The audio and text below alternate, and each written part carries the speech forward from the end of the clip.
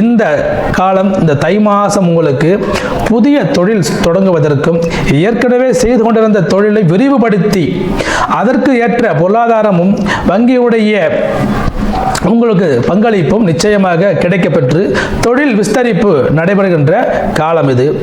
அதோட 9ஆம் அதிபதி 5ல் இருந்து உங்களுக்கு பூர்வ புண்ணியத்தையும் பாக்கியத்தையும் அளித்து உங்களுடைய அத்தனை எண்ணங்களையும் ஈடேற செய்யக்கூடிய காலம் இந்த காலம்.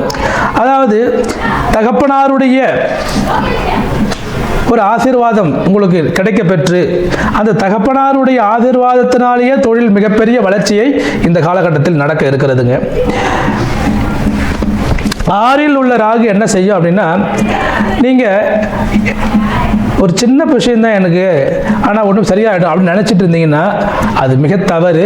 உடனடியாக அதற்கான மருத்துவரையும் அதற்கான நிபுணரையும் சந்தித்து உங்கள் உடலில் ஏற்பட்ட உபாதைகளை சரி செய்து கொள்ள வேண்டும். ஏனென்றால் இந்த ராகு நிச்சயமாக ஒரு சின்ன பிரச்சனையை உடலுக்கு கொடுத்துரும். ஸோ ஒரு சின்ன தலைவலி அப்படின்னு சாதாரணமாக இருந்துடாதீங்க, உடனடியாக மருத்துவரை அணுக வேண்டிய காலம் இது.